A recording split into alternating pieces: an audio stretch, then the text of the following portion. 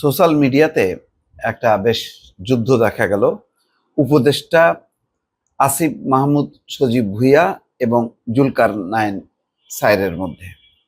দুজনই তারা পরিচিত মুখ এবং তাদের কি বলবো হাজার হাজার ফলোয়ার আছে। বিষয়টা দাঁড়াচ্ছে সেই ঘটনা যেটা আসিফ মাহমুদ সজীব ভুঁইয়ার ব্যাগ থেকে গুলির ম্যাগজিন উদ্ধার করা হয়। বিদেশে যাওয়ার পথে হজরত শাহজালাল আন্তর্জাতিক বিমানবন্দরের সিকিউরিটি গেট পার হওয়ার সময় বা তল্লাশির সময় তার ব্যাগের মধ্যে পাওয়া যায়। এটা নিয়ে ব্যাপক তোলপাড় চলছে। তো সেই প্রসঙ্গে যেহেতু জুলকার নাইন সায়ের তার পোস্টে সেই সিসিটিভির ফুটেজটা দেখানো হয়েছে, এতে আসিফ মাহমুদ সজীব ভুঁইয়া যেটি বলার চেষ্টা করেছেন যে এর মধ্যে দিয়ে বোঝা যাচ্ছে যে রাষ্ট্রের কোনো নিরাপত্তা নেই। আমার সঙ্গে যদি এটা হয়, আমারই যদি নিরাপত্তা না থাকে, তাহলে সাধারণ মানুষের কি নিরাপত্তা? তার উল্টা জুলকার নাইন সায়ের যেটা বলেছেন যে অনুসন্ধানী সাংবাদিকতার এইটা একটা অংশ, বরং এইগুলির মধ্য দিয়ে কোনো অনিয়ম অনেক কিছু প্রকাশিত হয় এবং এটা নতুন কিছু না, এটা বিশ্বব্যাপী এটা হচ্ছে।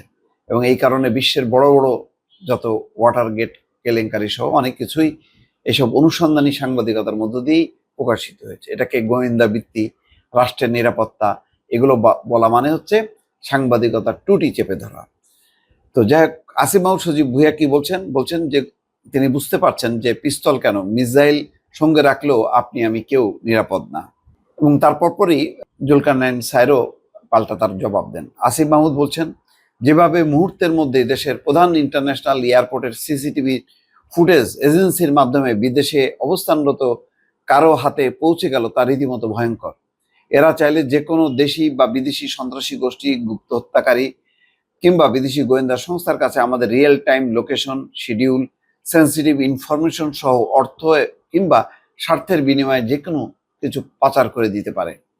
তার মানে ওখানকার যারা দায়িত্বরত আছে তাদেরকে লক্ষ্য করে বলছেন, আমি সরকারে আছি, আমার সঙ্গেই যদি এমন ঘটনা ঘটে তাহলে সাধারণ নাগরিকদের জন্য পরিস্থিতি কতটা ভয়াবহ তা সহজেই বোঝা যায়। এই তথ্য সন্ত্রাসীদের শাস্তি বাকি। তিনি লিখছেন, যাদের দায়িত্ব শত্রুর উপর নজরদারি করে আমাদের জাতীয় নিরাপত্তা নিশ্চিত করা, তারা এখন নিজেদের সব শক্তি এবং জনগণের অর্থ ব্যয় করছে দেশের নাগরিকদের উপর নজরদারিতে, টার্গেটেড চরিত্র হননে।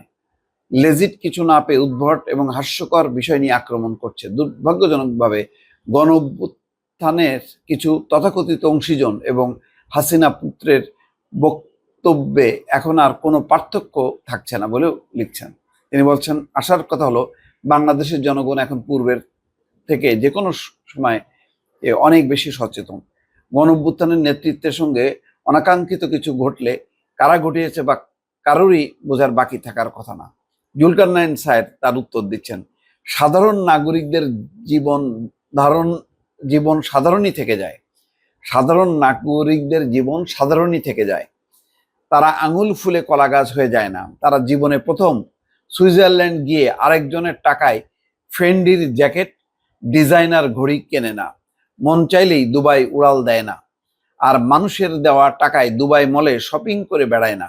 সাধারণ নাগরিকরা কন্ট্রাক্ট ম্যানিপুলেট করে অর্থ লোপাট করে না। নিষিদ্ধ গোষ্ঠীর লোকের হাতে দেশের গুরুত্বপূর্ণ সংস্থা তুলে দিয়ে তার মাধ্যমে কমিশন খাওয়ার বন্দোবস্ত করে না। তিনি আরো বলেন, আর সরকার সেটা হতে হয় জনগণের ভোটে, কারো কাঁধে চড়ে নয়। ইসরায়েলি গোয়েন্দা সংস্থার কভার লোকেশনে গিয়ে তাদের টেকনিক্যাল ম্যানুয়াল, বিদেশের সম্পদের পাহাড় গড়া মন্ত্রীর বাড়িতে ব্যবসায়ী বেশে ঢুকে তার অপকর্মের তথ্য, হাজার মাইল দূরে বসে ওয়াকিটকিতে হাসিনা সরকারের পুলিশ বাহিনীর গোপন তথ্য ফাঁস, চাকরিরত সেনা প্রধানের পেছনের সিটে বসে তাকে রেকর্ড করে নিয়ে আসা লোক আমরা।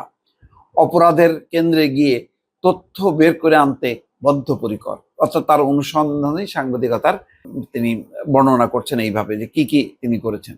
জুলকার নাইন স্যার আরও লেখেন, তুমি বরং আপাতত ইয়া নাফসি করো। যা যা করেছ সেসব তো আর সিসিটিভির কাভারেজের মধ্যে করনি। সেসব যখন প্রকাশ পাবে তখন কি বলবা সেই স্ক্রিপ্ট রেডি করো। আর আমাকে যারা তথ্য দেয় তারা এই দেশের শ্রেষ্ঠ সন্তান। বাটপার কিসিমের না যে ক্ষমতার আঁচ পেয়ে নিজের বাপের নামে ঠিকাদারির লাইসেন্স নেয় আর ধরা খাইলে বলে আমি তো জানতামই না। কঠিনভাবে তার মানে আসিফ মাহমুদ সজীব ভুঁইয়ার বাবা যেই ঠিকাদারি লাইসেন্স, তিনি হেডমাস্টার ছিলেন, ঠিকাদারি লাইসেন্স তার নামে, সেই ঘটনা নিয়েও তোলপাড় হয়েছে। সেই প্রসঙ্গটা তুলে আনছে। বেশ পাল্টাপাল্টি জমজমাট একটা লড়াই হলো। মানুষ আসলে এখন কেউ সমর্থন করছে আসিফ মাহমুদ সজীব ভুঁইয়া, ঠিক বলছেন, কেউ জুলকারনাইন স্যারের অবস্থানকেই সমর্থন করছেন। চলছে আর কি এরকম ঠোকাঠুকি।